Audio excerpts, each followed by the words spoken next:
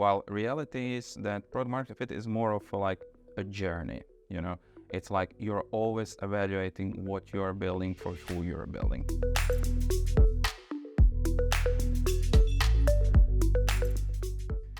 Davor, hello, welcome to the roadmap. Thank you for having me. Okay, so you are our first guest here at our office. Every guest that we had before you was online, but you're physically the first. Oh, really? The first guest here. Yeah. Okay, so you are from Resonate Digital. Resonate Digital is a company that specializes in market research and product design. So how did you actually get there? What's your background, experience, and so on? So I've been in product development for the past 20 years in different roles. I was a co-founder of one startup. I was a CEO of another startup. Then I worked in a New York-based agency for years, working with a number of different like startups and companies in general in different stages of their, life cycle.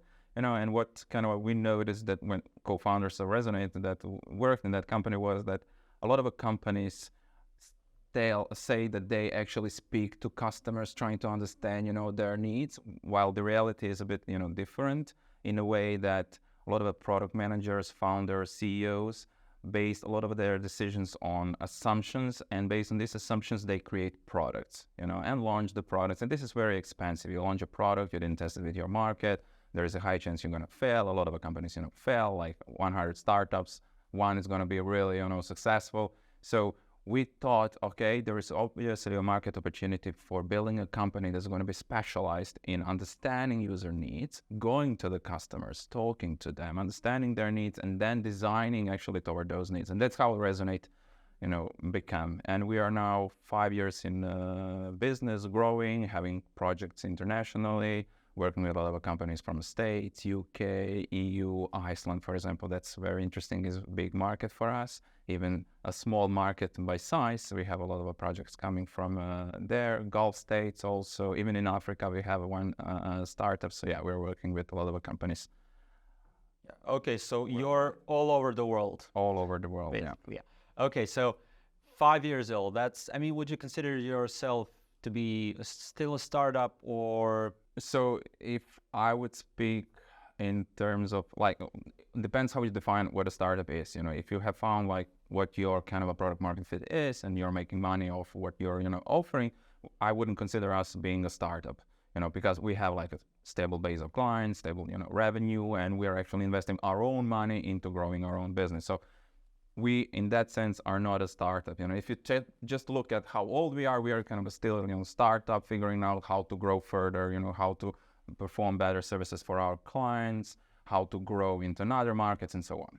So this is being filmed in January, and my question is, how did Q4 go? Except that it was hectic, probably. I can presume. No, it was actually, the Christmas holidays were actually great. Now, the Q4 was, we thought it's going to be like hectic, looking at when we were in Q3 and planning activities for Q4, but it kind of ended above our expectations. So we were quite satisfied with results coming from the Q4. There were like a lot of new opportunities and new projects coming. So for us, it wasn't as hectic as we kind of anticipated it's going to be. Okay, that's good to hear. Yeah. Today, we're going to talk about how to navigate the path to your product market fit. But before we start talking about that, let's just briefly explain what is product market fit. So a simple definition would be you have a market, you have a customers, and you have your product, and your customers are buying your product. There is a demand for your product. A bit broader definition would be customers. Customers are having a problem, and they are using your product to solve their problem, and your product solves that problem far better than anything else on the market. And another part of that equation is they're willing to pay. So if we would think about product market fit as a Venn diagram, it would be product solving a problem, customers having a problem, and then the price, customers willing to pay at a fair price for your product. Okay, so what would be actually the benefits of product market fit? I guess it speeds up development and validates your idea before you start actually developing anything, and just minimize the risk of your product failing. So a lot of people think of product market fit as a destination. Kind of you reach the point where your product fits perfectly for to customers needs. You're making like a lot of money, and you know at any moment what you need to do, and you are super efficient in doing it. While reality is that product market fit is more of like a journey. It's like you're always evaluating what you're building for who you're building. Why is it a journey? Because technology changes, market changes. There are some macroeconomic factors that kind of can impact, and customers that were willing to pay for your product suddenly don't pay anymore for your product. So the product market fit is more like a process where you continuously evaluate what you are offering for customers, trying to understand who is your customer, and what problem your customer is, and what you can build, upgrade, add to your product, to your solution, to still be kind of relevant. Right. Okay. I think we can skip the question, actually, how do you conduct, user research or product discovery? Because I think we can talk about that. We can have a whole other episode about that. So I think we can leave that for next time. But through your experience, I mean, you probably realize there are a lot of things that might not go as planned. I remember when I was in business school, and I had lectures from entrepreneurship, and one of the things that our lecturers would always repeat: okay, so you have a great idea, and you might have a great solution, but is that solution actually good? So in that term, you should maybe focus more on solving a problem than offering an initial solution. So I guess, when you're navigating the product market fit, you have to shift from a solution to a problem. Yeah, that's right what you are saying. And that's what we, from experience, kind of notice, that a lot of founders and CEOs and product people in bigger companies in general are too obsessed with the product, with the solution itself. And they start adding functionalities to that product, like better onboarding, integrating with other solutions. These days it's very popular to add a fraction of AI functionalities somewhere on a product, thinking more customers will come, existing customers will pay more. While in reality that usually doesn't help. You're just kind of wasting your resources and time. So what you kind of heard in a business school is actually correct. You need to shift your focus on a problem, be obsessed about the problem, and talk to the customers about the problem. Because the key point is understanding how customers are solving that problem right now, and what are their biggest pain points in that whole journey of solving a problem. And if you can identify those pain points, the most relevant pain points, and you tailor your solution to address to those pain points, you have a good chance actually to building a better solution, the solution that actually outperforms everything that is out there. And by definition, that we said, like, what the product market fit is, it's a product market fit for that particular problem. Okay, but you might have a solution to the problem, but you really need to address the important pain points. And one of the companies that did that successfully were Uber and Airbnb. They knew what the customers were looking for. So in that term, you have to talk to target customers about the problem. It's not just enough to receive, let's say, a little bit of feedback. You really have to dig in deep.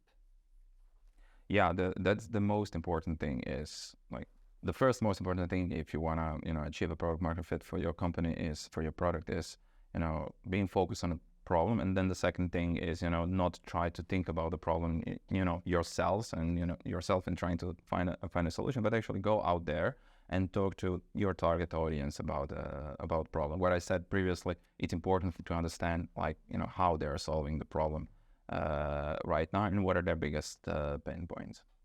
Right. I mean, and you have to see the bigger picture. You have to, let's say, if you're talking to a customer, it's not just enough to ask them, what's the current problem, what's happening, but when was the last time when you encountered this problem? Not in this particular case, but anywhere else, and just to try to solve it.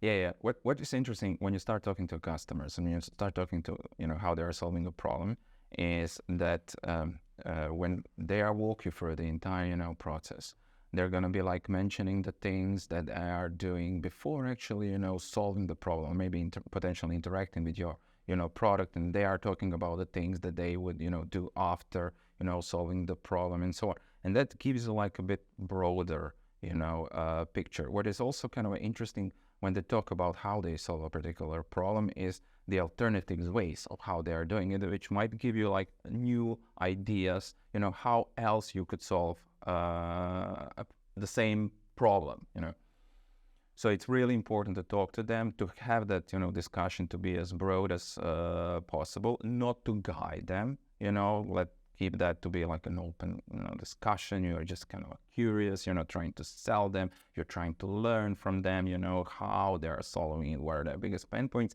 and that's going to give you like the wider perspective. Yeah, because I mean, you need to understand things from their point of view, because it's easy, I mean, you might get lost in your idea, as we said in the beginning, well, this might be the right solution, but I'm thinking from a perspective where I'm offering a solution, and the customer is actually the one who's offering me, how to develop that idea even further. So it's really important to talk to them, to the customers, the problems they face, and we can, go back to the first talking point. Actually, when you have the feedback, you can again start working on resolving the problem of the initial idea. Yeah, it's an iterative process. It's nothing that you do like at the very beginning when you are starting your company or building your product for a first time.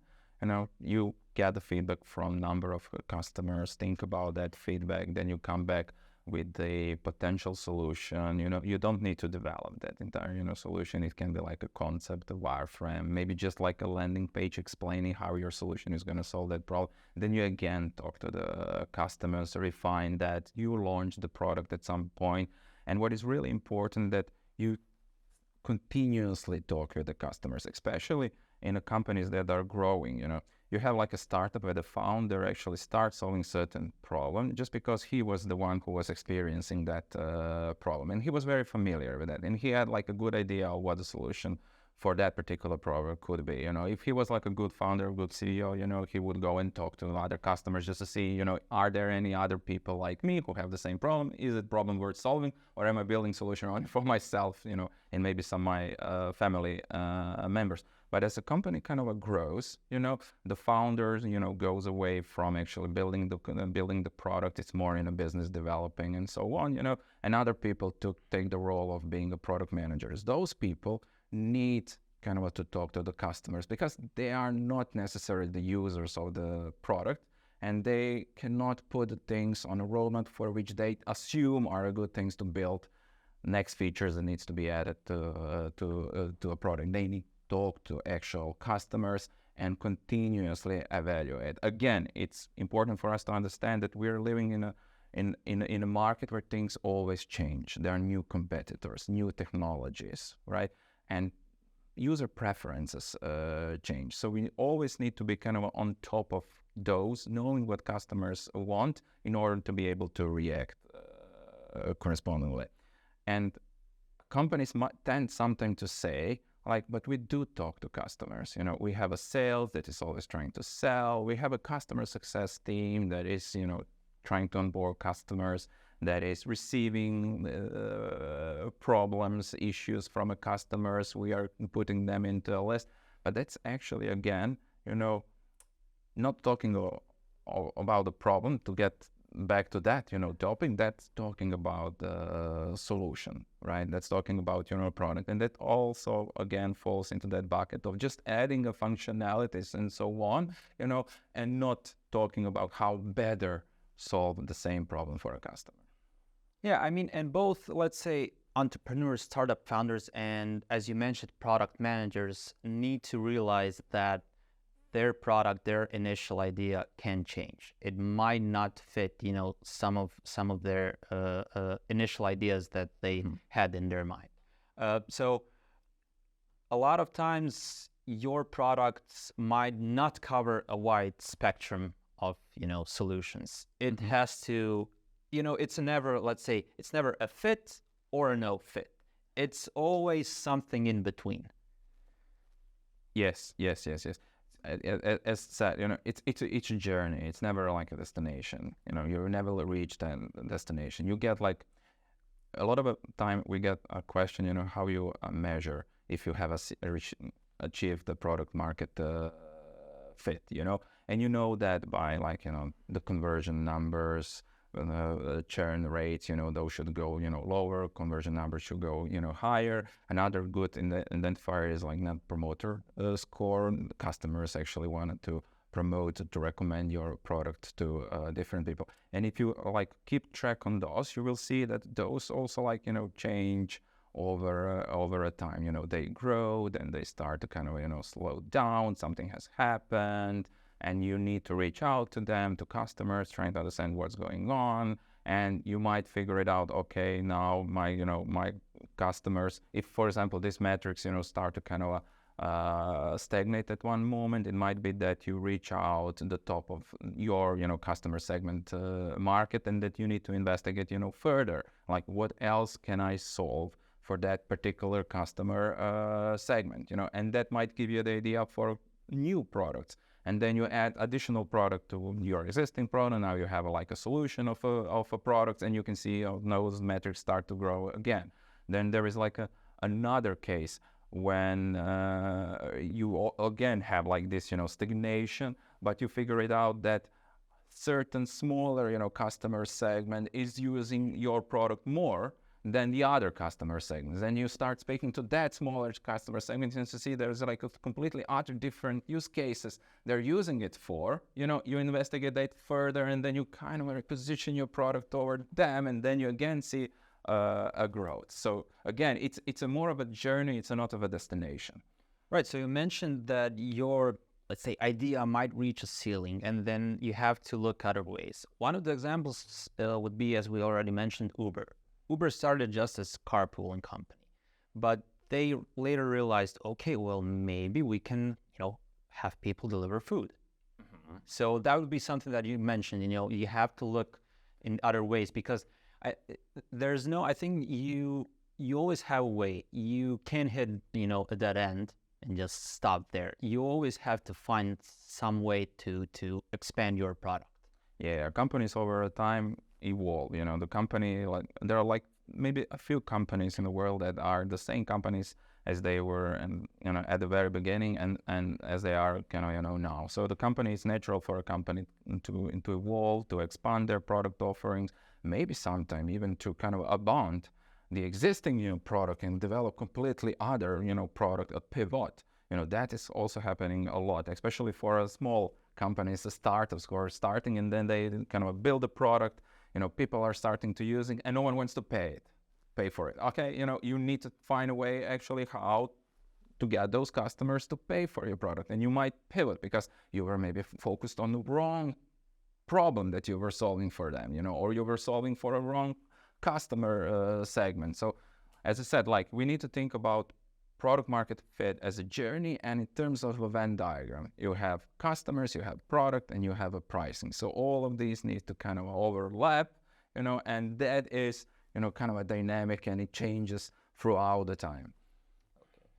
You probably had cases where you had startup founders or maybe product managers approach you with their idea. I think this is gonna solve this issue or that. And after you did, the product market fit, you discovered something completely else. And then they said, oh, is that really it? Yeah, so there is one interesting case. One non-technical founder actually has his dental clinic, and very successful dental clinic. And what that founder want to build, he want to build like a mobile app in which you could take a photo of your smile and do a simulation using the AI and a computer vision do a simulation of how your smile would look like after a certain procedure. And he thought of that app more of a social app where you would, take a photo of your smile, do a simulation, share it with your friends, and there your friends would say, "Whoa, this looks really, nice," give you like a lot of likes and so on, and you would be encouraged by that. And then in that same application, you would have a marketplace, and you would be able to find a dental clinic nearby that would be able to, do the procedure for you. Okay, and we took this idea, this concept, and actually tested it with two groups of users. One group of users are actually patients, and another group are, dental clinics, right? And we did this research, and what we found out that patients, they don't want to use yet another social app. And to us, like, third-party observers, that could be kind of a clear from the, get-go, why would I use yet another application just to take the smiles? But that founder was in love with its own, solution, not the problem that he is trying to solve, and he was just, adding more and more features to that, product. So the patients didn't want to use, and the clinics, they didn't want to be listed out in the marketplace. Why would I, a clinic that has my own marketing budget would be, listed in the application, just like one line saying something about my clinic, and the patient could choose to go to someone else. But, what we learned from that process is a journey, that patient takes actually to get to a chair. So the journey starts by Googling, and they Googling about certain procedure. They want to educate themselves about what is whitening, what are veneers, how the procedure looks like, what time it takes, how much it costs. That's one step. Then another step is like finding a dental clinic, then looking at the websites of dental clinics, learning about them. Are they the best choice for me to do this type of a procedure? And then getting engaged with the dental clinics that they selected. And what we suggested out of that, research was, why don't you put a simulation on your dental clinic website, like a plugin, that would be able to perform the simulation while the patient is on your website, educate them, and get immediately in contact with you, and that's actually a product market fit. You see, patients having a problem of learning and seeing how the, procedure is going to look on them after they do it, and dental clinics wanted to attract the patients. Both of them, had like a win. It was a win-win situation. And who is paying for a product? Dental clinics are paying for a product. Why they are paying for it? Well, it's a super way to get engaged with the patients. They look more modern, more professional if they offer that type of service on their websites. And there is like a higher chance that actually patients who comes to their website after performing a procedure will get in contact with them.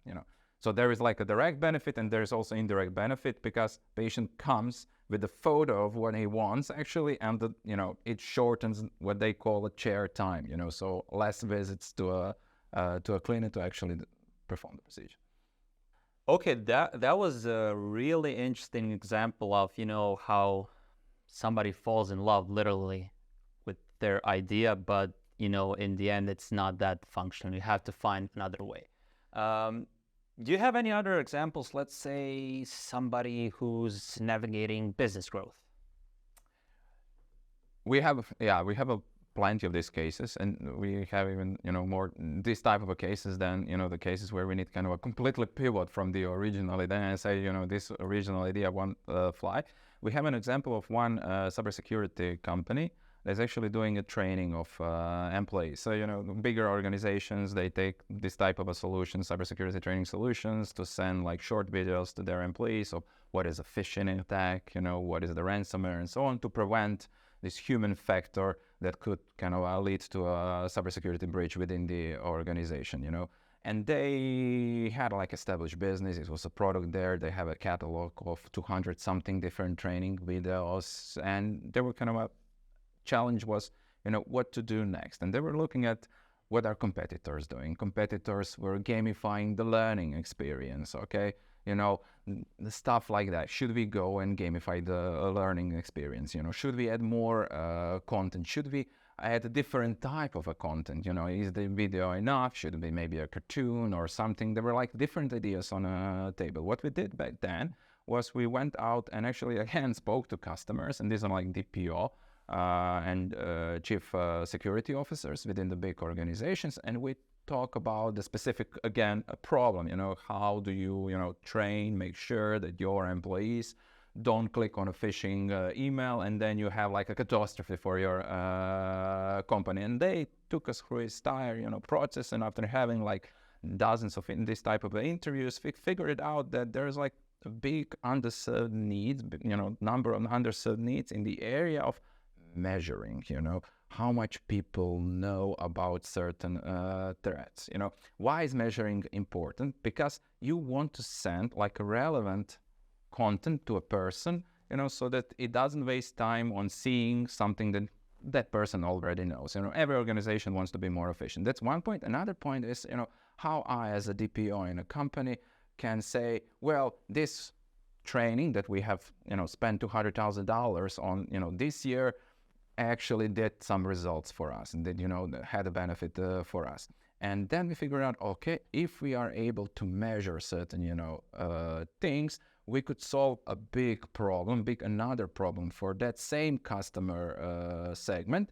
And then with the cooperation, of course, with the cybersecurity experts and human behavior scientists, we introduced like a completely new product. And it was not like a product which is replacing a training platform, but it was an addition to that training platform, a product that is able to measure, how much each employee in a company knows about certain cybersecurity threats. It gives you exact, number across different threat areas, and it was shown as a huge success because this type of a product, other types of companies also started using, like Deloitte, PwC, like the consulting companies needed this type of a tool in order to sell their additional, services that they are usually selling. So this is the example of you have a product, and then just by going to and talking to customers, you don't add additional features to the same product, but you actually introduce a new product, a new line, and expand